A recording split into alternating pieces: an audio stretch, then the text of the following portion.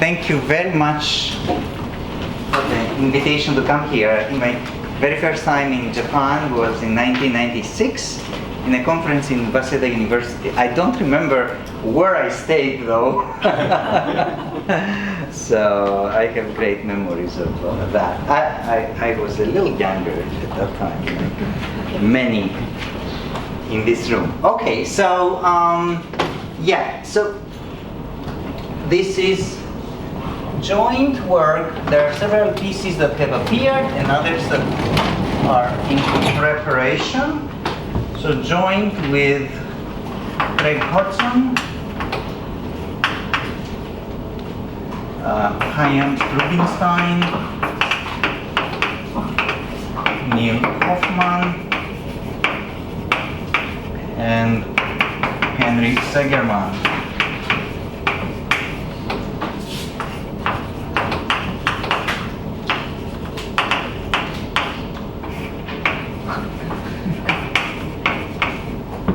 Okay. For Australians, for short. These two are actually now in the US, in Oklahoma State, but when we did the work, they were in Australia. And all surfaces for me, unless I say differently, so all surfaces are going to be closed, are going to be genus 2, and inside some 3 manifold with torus boundary, and they are going to be two-sided, so separating, and the 3 manifold is going to look like a knot complement. Okay. So think of M as a knot complement. That is a good way, and in this case, all of these surfaces are going to be separated. Okay, and I want to talk about 3 different counts. So let me give you 3 different counts of genus 2 surfaces.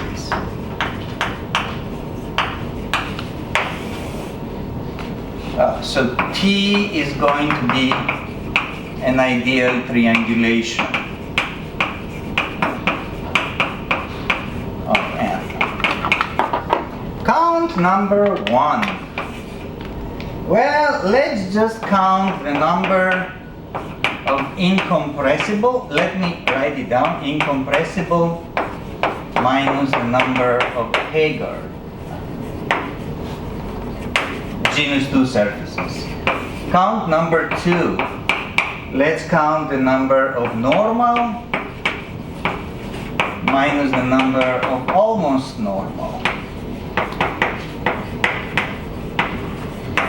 surfaces. Count number 3. Let's just compute the simplest non-trivial coefficient of the index. This is the 3D index. I will explain what these counts are, but in case you kind of get lost about counting, I want to give you the theorem, and the theorem is that 1 is equal to 2 is equal to 3. That's theorem 1. Theorem 2, 1 is computable by a digraph, that is a graph with oriented edges of a special kind, and as a corollary of this thing is that you can categorify the coefficient, the simplest coefficient in the index, it's p of -1, where P of T is the number of incompressible plus T times the number of Hilbert surfaces. Okay? This is what I want to talk about. So number one is classical. Number two is also sort of classical, except that I'm talking about almost normal surfaces. So because of that, and almost normal surfaces appeared in about 1992 in the solution by Rubinstein of the recognition problem for the three-sphere. So it's sort of modern. This one, anything that talks about the 3D index of Dymov, Gayotto, and Gukov, I want to call it postmodern. And as far as categorification goes, this is futuristic. Okay. Different counts of surfaces. So let me begin with classical. Okay, classical part. So then you can never find another one. So you will never. Yeah, but we're gonna be busy for a while. I think post-futuristic is impossible. Yes. You can see that this is not the end of the story. By the way, this is my obsession for the last month or so. Just counting genus 2 surfaces. I've also started to count genus 3 surfaces, but it's sort of a very recent direction. We weren't thinking about that, but we spent a lot of time last month. Okay, so yeah, so about this invariant. First of all, the boundary of the 3 manifold is a torus, and I can use that torus to make embedded surfaces in my manifold. So I take an arc here, I kind of knot it,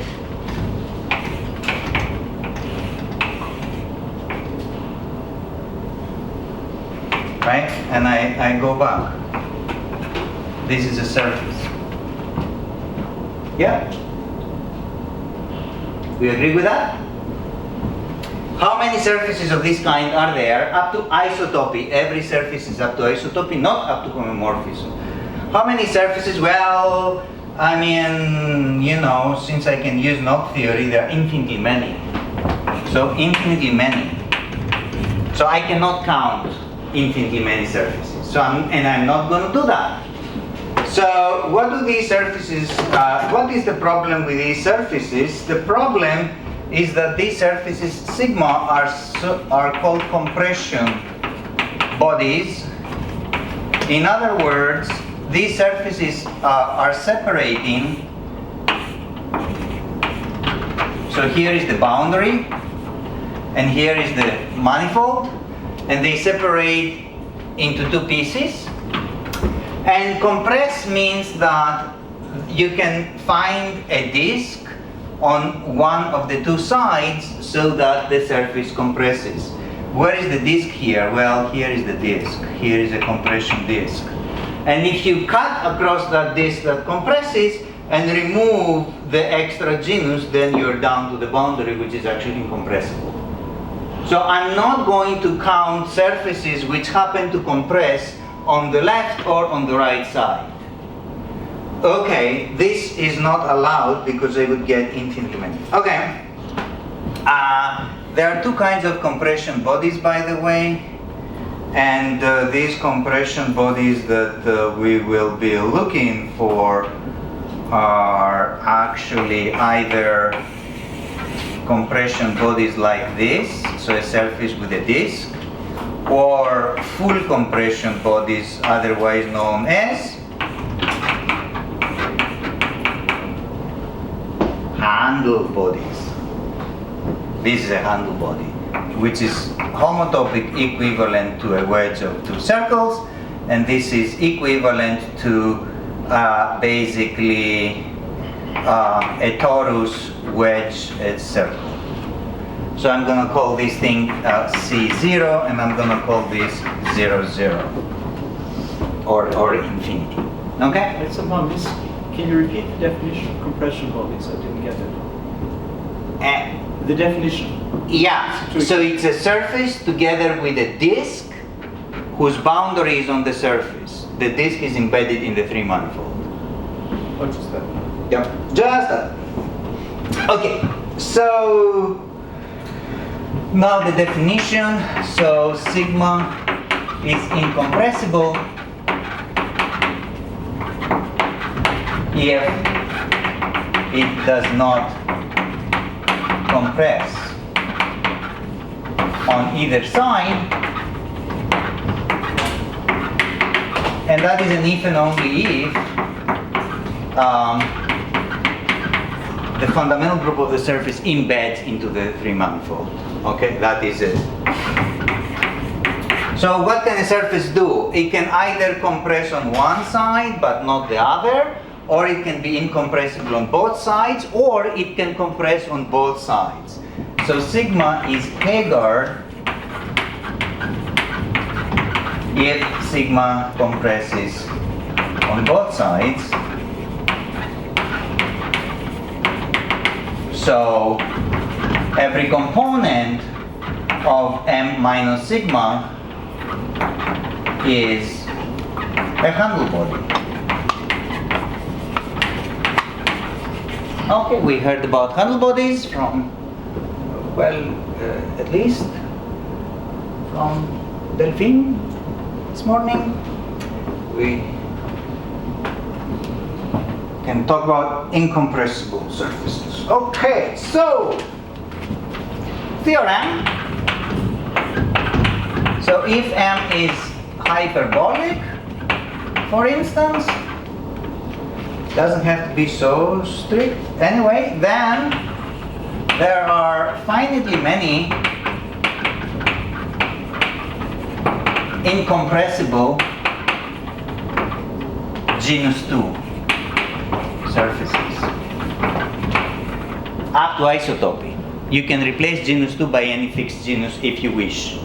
This is a theorem of Haken, and the proof of this theorem is actually interesting. It uses triangulations of manifolds. It takes incompressible surfaces and puts them in normal positions. It describes normal surfaces by solutions of linear Diophantine equations with positivity conditions, and eventually you can describe all such surfaces by vectors of non-negative integers, and those vectors have finitely many positions if you fix the genus, and that's how you get this finiteness theorem. Okay, obviously it is a topological invariant, and which takes values in the natural numbers, right?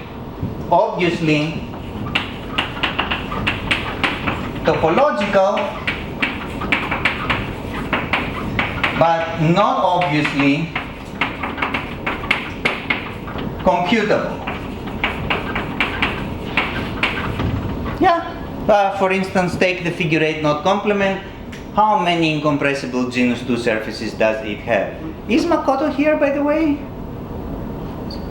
No. Okay. So I thought you just said that in the proof of this, it was reduced to a system of linear equations that obviously had a finite number of solutions. So that sounds very computable. No, together with the genus condition. Yeah, well. Genus 2. Oh, sorry. So every incompressible surface can be brought into that form, but what's not obvious is whether isotopy of surfaces. So you get a count with multiplicities when two surfaces are isotopic. But then the isotopy problem is not solved. So it's just an upper bound. Yeah, it's only an upper bound. For the figure 8 knot complement, there is a theorem of Thurston. For two bridge knot complements, there are no closed incompressible surfaces. So the answer is 0 for genus 2. But that's just... That's computer. Yeah, that's computer. The next theorem, due to Johansson, 2 n's, 1s, is that sort of same holds for Hager surfaces. Genus 2, or actually any fixed genus Hager surface, and there is a conjecture of Volkhausen that says that there are finitely many isotopy classes of Hager splittings for every fixed genus. Johansson proved that for Haken manifolds. Pauli proved it with multiplicities, so an upper bound for non-Haken, and Tobias Kolding and David Gabay finished it off with an algorithm for all, except that that algorithm takes 2 to the n to the n.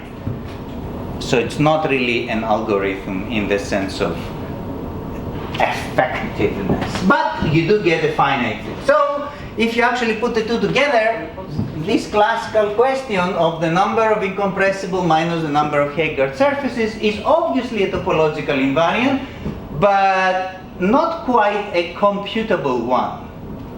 What is the conjecture? It seems to be empty. Conjecture is that every 3 manifold has a finite number Every 3.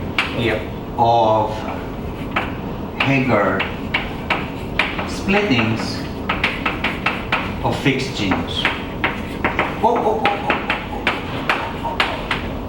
Every 3 manifold with no incompressible tori.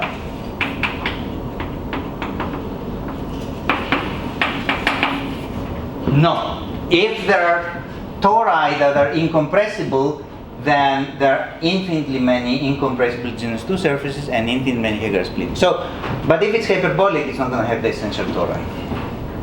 So, okay, this is 1. We're done with 1. Now let's move on to 2.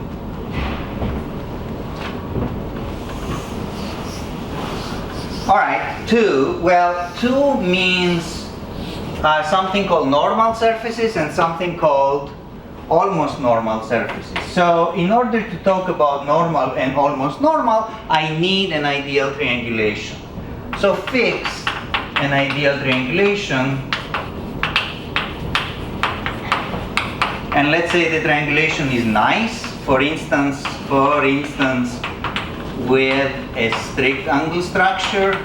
You don't really need to know one explicitly, but every ideal triangulation either has one or does not, and I only want the ones that do have one. Yeah, don't worry about which do and which don't. So, yeah, but before we talk about the ideal triangulations, let's back up a little bit. So, fix a triangulation of a closed 3 manifold. So then we have tetrahedron, and every normal surface intersects a tetrahedron either in one of 3 quadrilaterals. There is one for every pair of opposite edges, or one of 4 triangular types.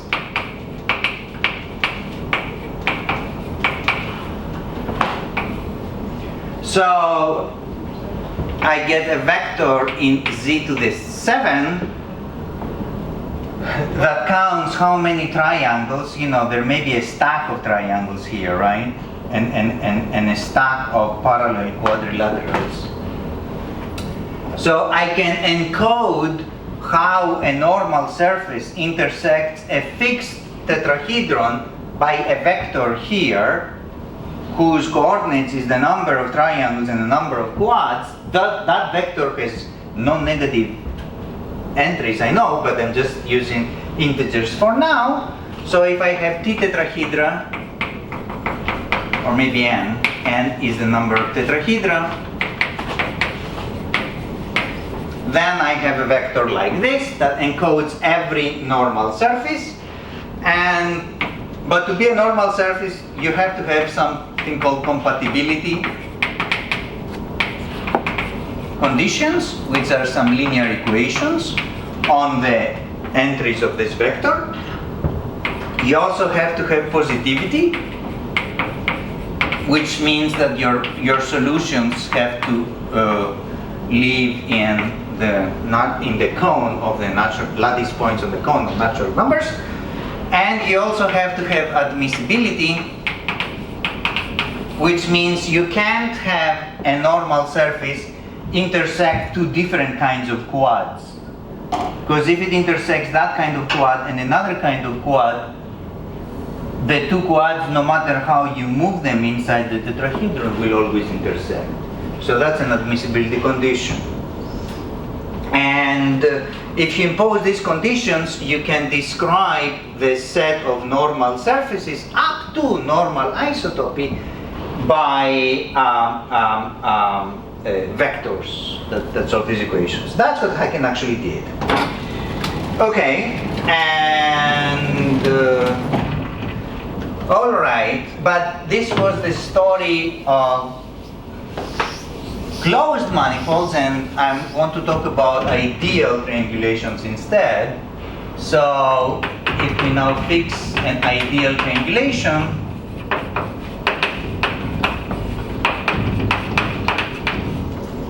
of a manifold with torus boundary, then we sort of have the same picture as before, more or less.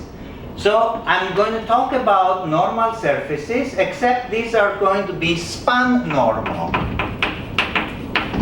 Span normal surfaces were introduced by Thurston. And span normal surfaces intersect every tetrahedron in one of three kinds of quads and infinitely many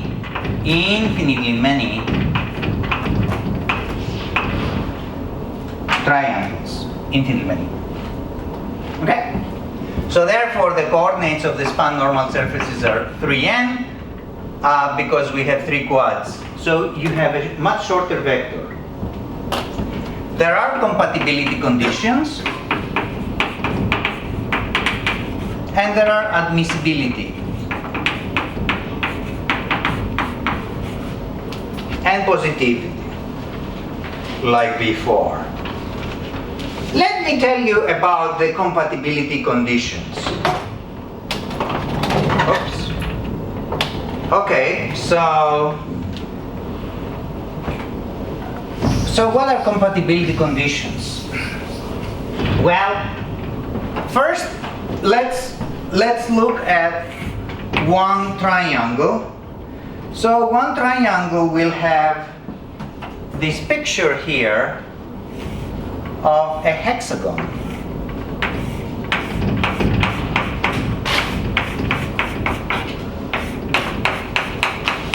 Right?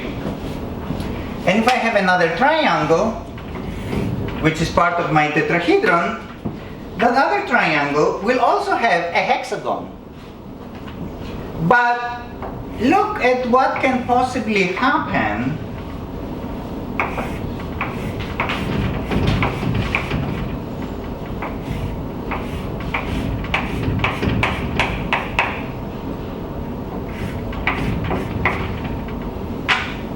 the two hexagons, here's hexagon number 1, hexagon number 2, are not aligned. They're off by a shear number, which can be either a positive or an integer, or negative. So this is the shear sort of shift. So what I'm talking about is if you have a span normal surface which has a number of quadrilaterals, that assigns integer numbers to each edge, namely these shifts. And the compatibility conditions is that as you go around the tetrahedron, the number of these shear shifts should add up to 0. Now, this may sound a little crazy or difficult to comprehend, but let's say that the quadrilateral coordinates of a surface are A, B, C. So I have A number of quads of one kind, B of a second, and C of the third. Whether the surface is admissible or not, I don't care. Let's say I have this number of coordinates. Then the number of shears, so the shear coordinates are minus B plus C, minus C plus A, minus A plus B. Shear coordinates on the edges. And the admissibility condition, so the compatibility condition says, well, the compatibility condition becomes an n by 3n matrix, because my vectors have size 3n and I have one equation per edge. So what are the entries of that matrix? The entries of that matrix are these.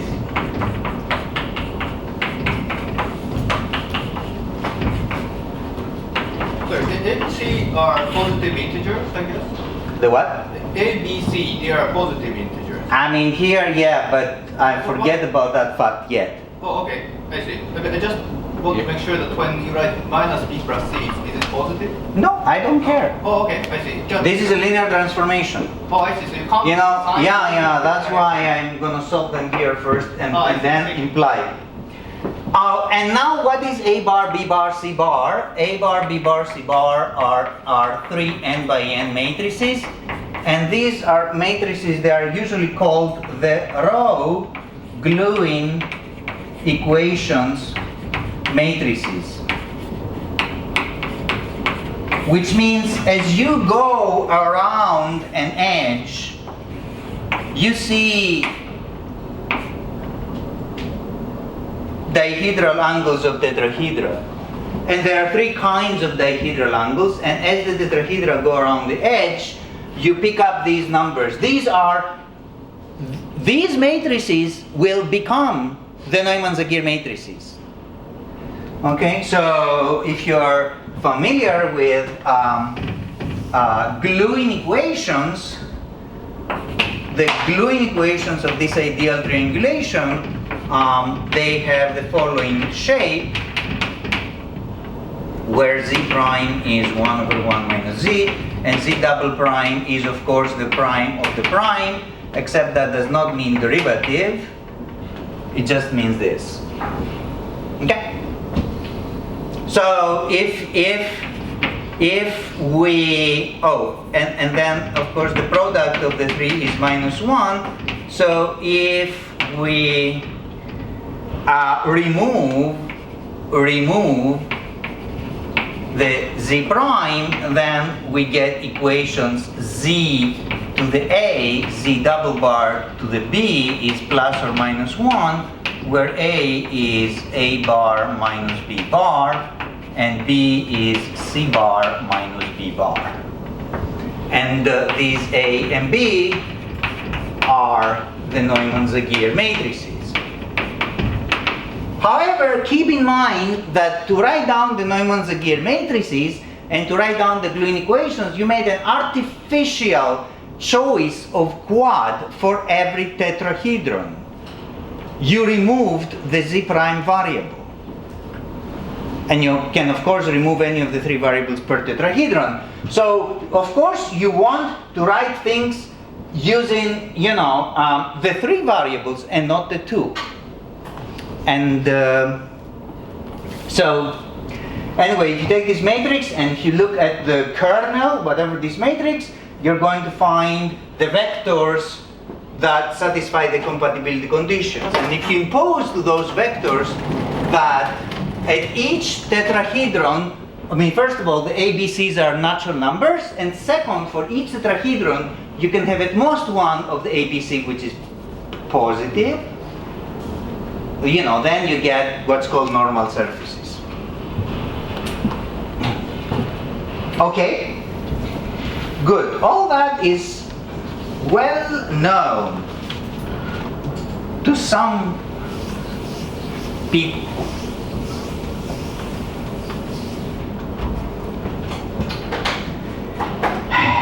Okay, let's maybe talk to solutions. So let Q of TR inside R to the 3n be the solution space to the compatibility conditions. Fact,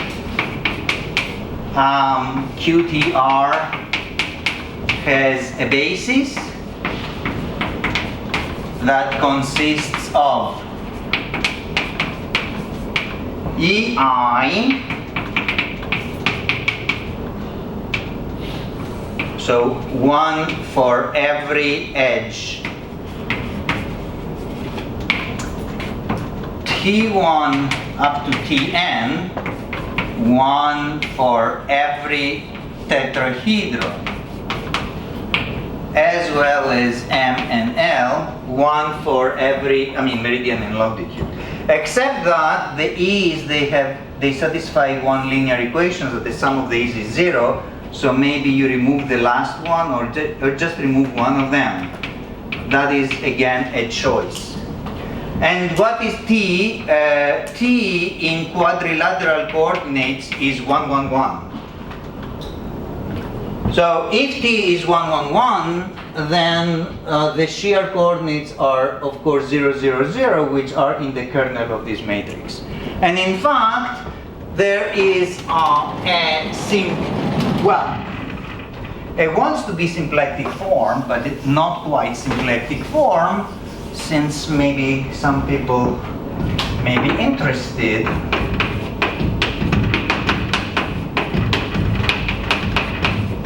So omega of x and x prime is this matrix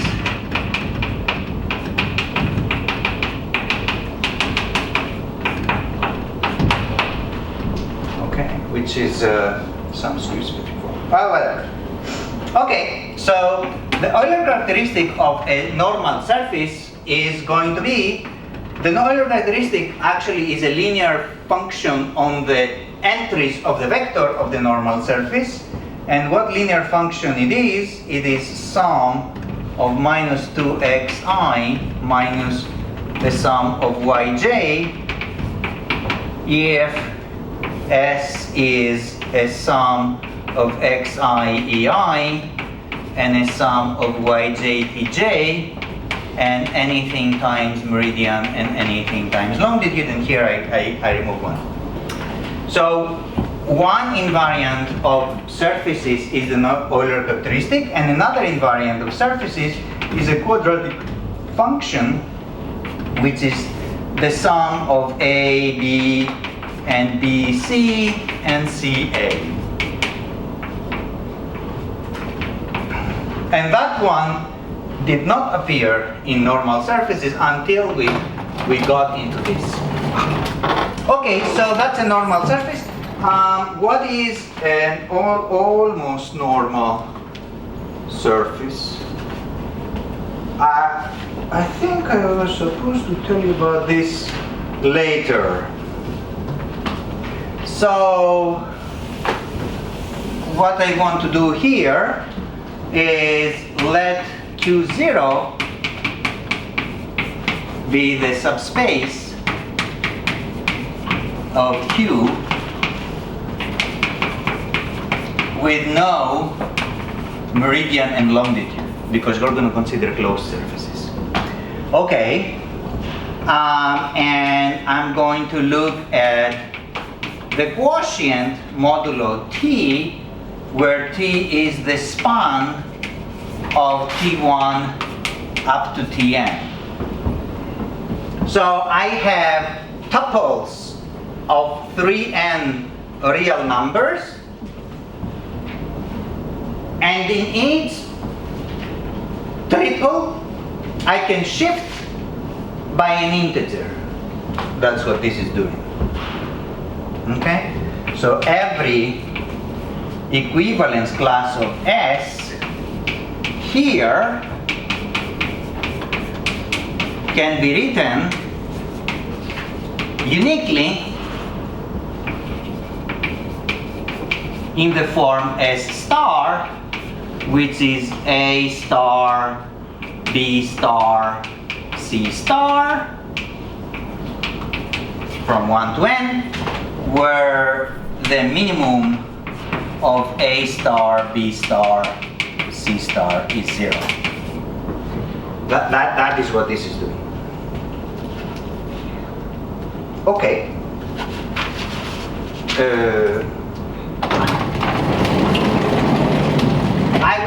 I will talk about. What do you mean by the minimum? You mean for each I? Minimum Yes, is 0 for each. that's right. For each triple, the minimum is 0. So out of each triple, at least one of the ABCs vanish, and the other two are non-negative. Okay, so I will not tell you yet about what's a normal, almost normal surface, but I want to talk about the 3D index, which, of course, this is what predated all the previous two things for me. So there is this thing called the Tetrahedron index, taken straight out from the work of Dimofte, Gayotto, and Gugov, and it depends on two integers, m and e, and it's a specific kind of Q series.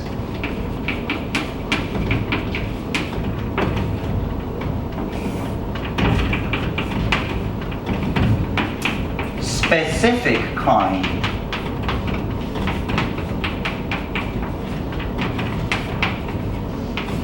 Okay.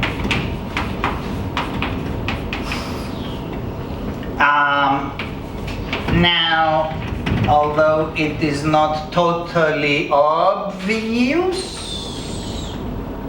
in fact, it is true. So, you know, this minus sign perhaps gives you negative coefficients, negative powers of Q, but actually if you do the summation, you always get positive, non-negative powers of Q. Okay, that's not so obvious, but it is actually true. And it's some kind of building block of an invariant of triangulations. Is delta just to remind you, or does it have a meaning? Delta tetrahedron. It's just to remind you, or it's a particular tetrahedron? No, just a naked tetrahedron.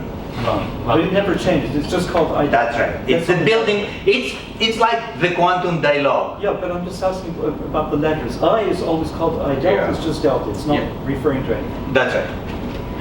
And M and E, M does not refer to meridian. No, but M and E are integers, but you haven't said if delta is just, it's just a symbol. Yeah, just a symbol. Just a symbol.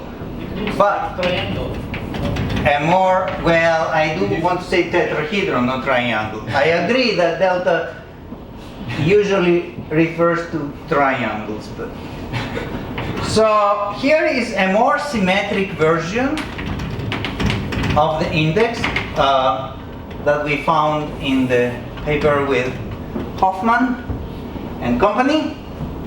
So here's a more symmetric version.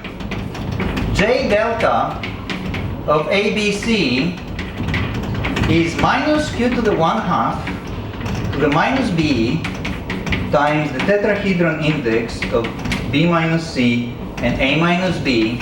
Notice A, B, C here are integers, so it's then minus 1/2 minus, I just do cyclic permutations, B is C, C is A is B, B is C, and minus q to the 1/2 minus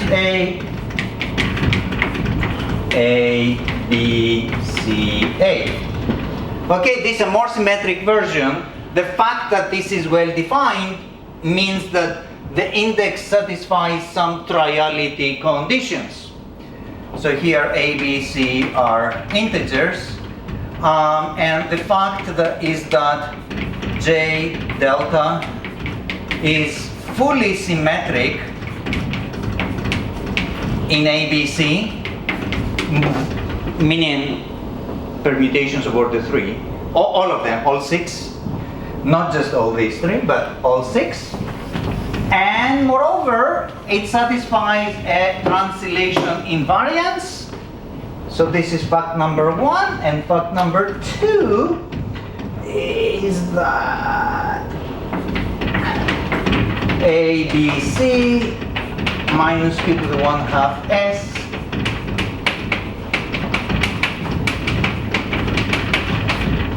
okay.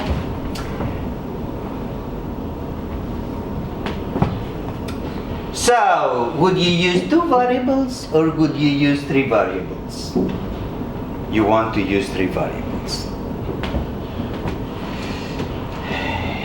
Okay, so in particular, if A and B are greater than or equal to 0 and C is 0, out of these identities you can find out that the degree is 1/2 of AB. So using these relations, the degree of J delta of ABC as a power series is 1/2 of A minus M, B minus M, and B minus M, C minus M, and C minus M, A minus M, minus an M, where M is the minimum of ABC. Okay. These are facts about the tetrahedron index. What is the degree of The degree, so this is a power series in q to the 1/2, the smallest power of q to the 1/2. I don't understand this. In particular, there's a sentence that doesn't end. In particular, Oh, if in this happens, then what? particular, No, it begins, but it doesn't end. In particular, if this happens, then what? then the degree is that. Here is y. So if To find the degree, okay. yeah, you can find the degree. Well, but that's just. Here, I mean, But since it's translation invariant, you can just assume that it's the minimum to find the degree of that. yeah. So, property 2 is trivial from the definition, but property 1 is Not rises. trivial. But property 2 is obvious. Translation invariant, because That is true with But this the- definition, but the yeah, but these definition- equations but are not that's so also- obvious. so why do you have a symmetric representation J delta, or you have to prove this? You have to prove it. So you don't have a different way of writing it that No. is visibly symmetric. No. But like- We just found it. I mean that if you just modify it a No, little bit by that, then it becomes fully symmetric. Yeah, it's. But there is, I don't have a definition of J delta that does not use I delta. Okay. I mean, all right. So then, so if we have tau, which is some ideal triangulation, you can define the index of a one-cast manifold.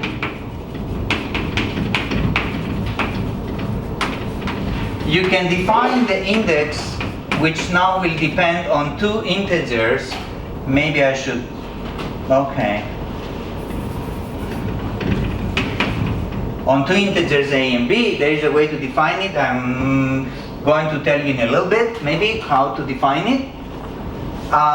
So what the index is a collection of Q series which is parameterized by a pair of integers that record the peripheral structure. But these Q series are not always well defined, so not every ideal triangulation has a well-defined index. What I showed is that there is a necessary and sufficient condition for an ideal triangulation to have a well-defined index, and that is called one efficient, which means that there are no normal surfaces which are spheres or tori. There are none. In that case, the index is well defined, and moreover, it is, if M is a hyperbolic manifold, it is possible to choose ideal triangulations of that hyperbolic manifold and construct an invariant of hyperbolic manifolds. So if M is hyperbolic, it's possible to choose T to make an invariant. So this is an invariant of M. So you have to deal with 2-3 moves, but because of the one efficient condition, your 2-3 moves have to be restricted, and you have to find an island of good 2-3 moves among one efficient triangulations, and hyperbolic manifolds allow you to do that, and it's a long story, but this is what you have to pay for the fact that the index is not defined for every ideal triangulation, but only for some of them. So if it's not one efficient, the answer changes dramatically? No, it's just infinity. I see. Just infinity. Okay, so for instance, if you want to sum this series over the integers, You haven't defined it, so what does it mean? You just told us there is something. Yeah. Okay, so there is something that is not always defined. Yeah. I see. So when you glue things together, there is a sum, and then I see. Yes. Okay, so that's a complicated collection. To simplify our life, how about we choose A and B equals 0? So let's just choose A and B is equal to 0, and how about at least tell you the definition in that case. So, and assuming that I have a one efficient triangulation. So in that case, so this is the simplest sort of version of all the possible indices you can choose. You can just choose the one that has no peripheral structure, so just closed surfaces in a sense. So in that case, it is a sum over n minus 1 lattice of sum to the ki of product 1 for every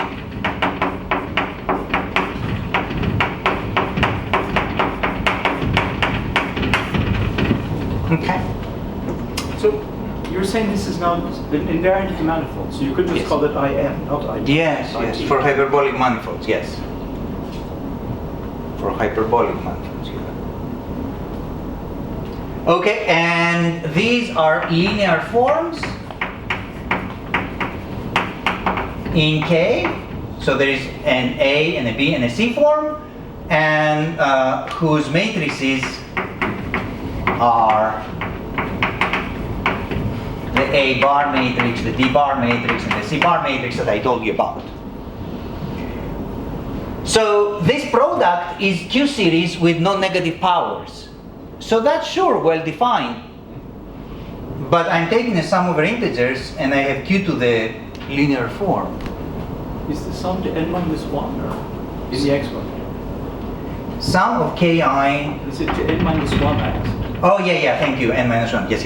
Thank you. Although this is from 1 to n. Yes. Okay.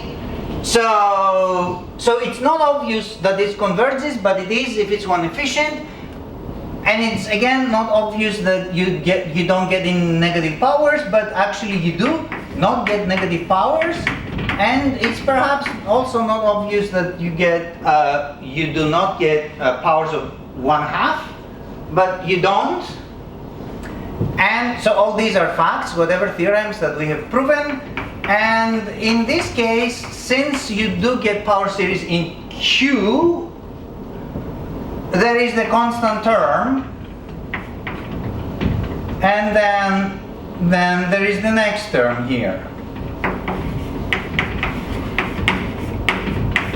Okay? And what is the constant term? Well, it's an invariant that depends on the triangulation. Well, what do you think is the constant term?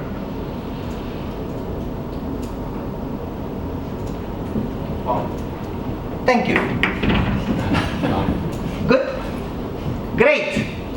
Oh, so the constant term is actually doesn't depend on the triangulation. Yes, like so many other things in life. The Koshaev invariant of a knot at the first root of unity also does not depend on the knot. And a lot of other things. But the linear term, well, different story. So that linear term is what I call here the coefficient of the 3D index. It's an integer. Okay. So, and this is the third part there.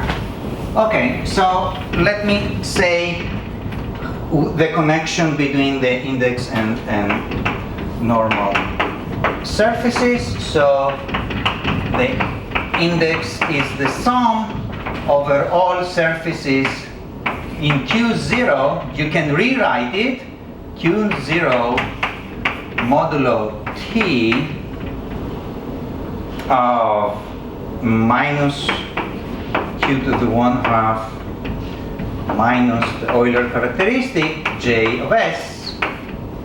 So it turns out that you can replace, so this summation puts one variable at every edge. I think of that variable at every edge as the shear coordinate of quadrilateral weights that make normal surfaces. And then I rewrite this sum using these surfaces. And if you do that, then everything kind of follows more or less. I have to tell you though what are almost normal surfaces. So just a very quick example of what is an almost normal, So here is what an almost normal surface is. So here is a picture of an ideal tetrahedron. Are you with me? Ideal tetrahedron. And I'm going to make, to this ideal tetrahedron, I'm going to make an octagon inside. An octagon that touches, an octagonal disk that touches the edges. 1, 2, 3, 4, 5, 6, 7, maybe 8. I think I skipped one here. I was below, so now I have to be above. Yep. Okay. Using Now, let me give you a different view, like a 3D view of an octagon. Okay, so 1, 2.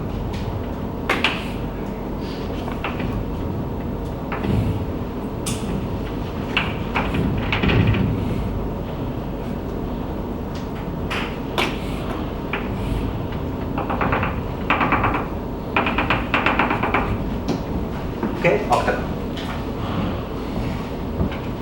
Good.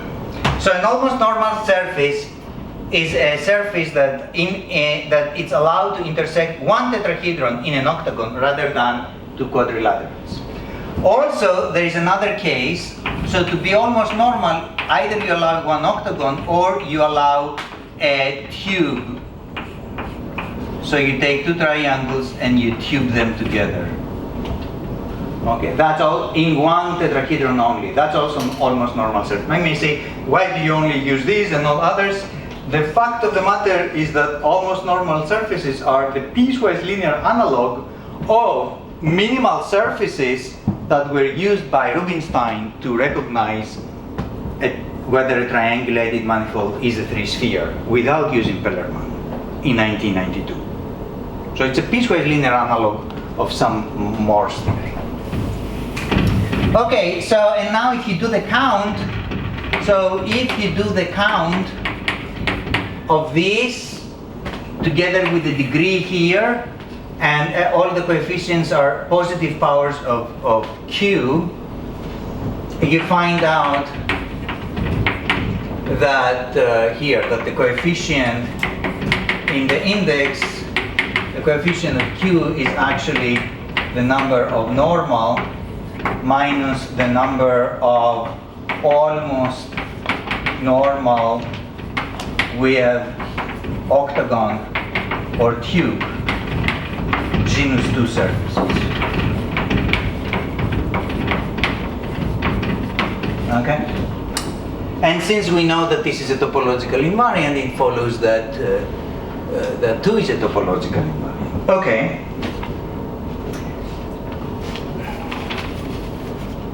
However, what about 1?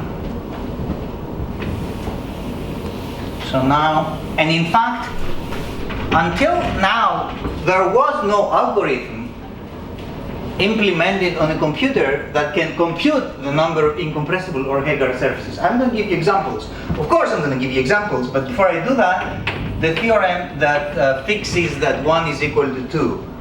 So if tau is an ideal triangulation with strict angle structure, some strict angle structure, don't worry about it, then there is an oriented graph, meaning the edges are oriented. So if it's a graph, I have to tell you the vertices, and the vertices are normal genus 2 surfaces. The edges are almost normal genus 2 surfaces. That's part A. Part B, the connected components are trees with no root, one root, which is going to be either this, or 2 roots. That's part B. Part C,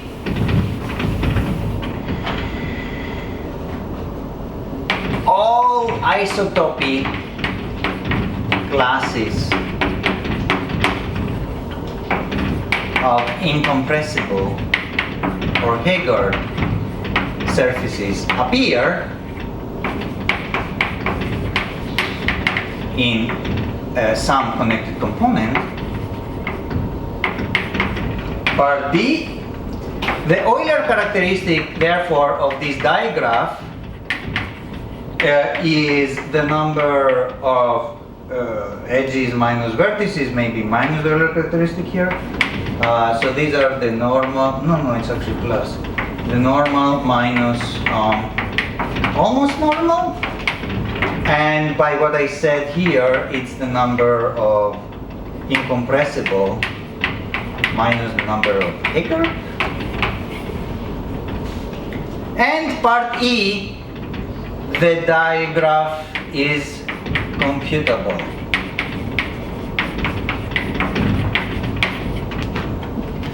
So I need to compute it for one example. And then I'm going to stop. Okay, so I want a big one. Not very, very big though.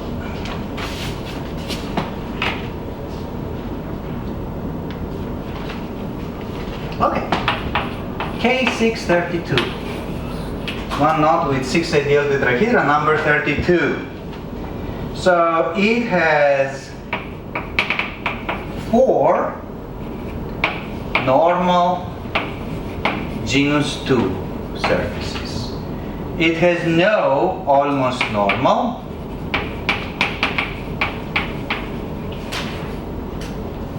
with octagons, and it has 6 almost normal with tubes. So 4 minus 6 is minus 2.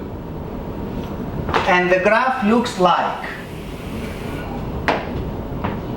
C0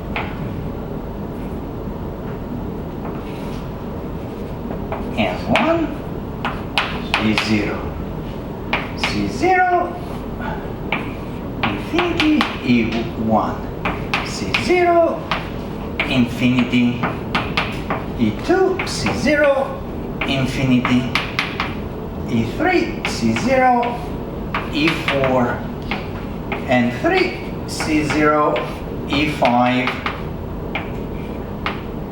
and 0. This compresses on one side. Here, two sides, therefore it's Heegard. Here it's two sides, that's another Heegard. Here is another Heegard. This one is one side. This one is one side. And finally there's one more here, which is N2, which is just a vertex, and that is incompressible. Okay, so this is actually a knot of tunnel number 1 with 3 Heegard splittings and 1 incompressible surface. Every compressible counts as 0, the Heegard counts as minus 1, and the incompressible counts as plus 1. Minus 3 plus 1 is equal to minus 2. That's the end of my talk.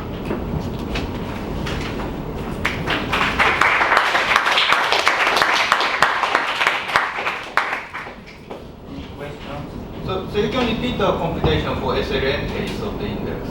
Namely, the one coming from the more end calculation, for example. Do you have any idea what it counts?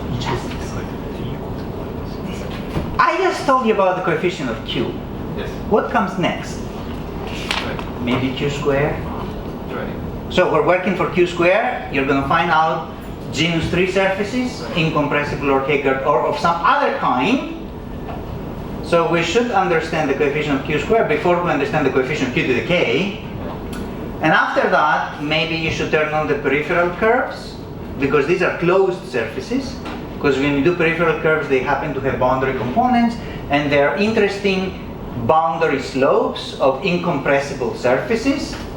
Turn that on, understand that as well. It would be a good idea to also prove along the way that the index of a knot complement is annihilated by the same A hat polynomial that annihilates the Color-Jones polynomial twice in two different ways, because the index has two variables. That is also expected to be true by physics. And after we understand all that, maybe we're going to be lucky and get the Color-Jones polynomial out of the index, although my friends say that this may not be possible. But if we fail on that, then I would go and turn on SLN. Or higher level, little k. So I'm telling you, there's a lot of work ahead of us.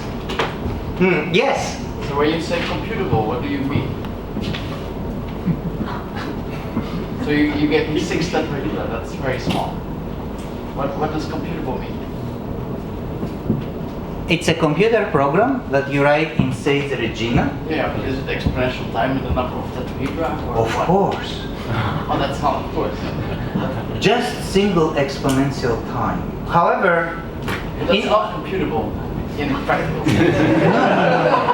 I completely disagree with you. Okay. It is very computable. For a small number of tetrahedra, yes. But if I give you 100 tetrahedra, then So, computing normal surfaces,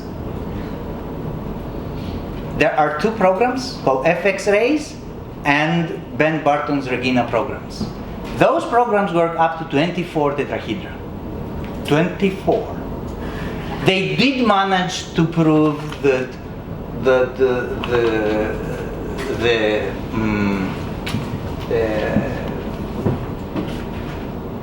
icosahedral links that they have 35 tetrahedra have non-trivial normal surfaces.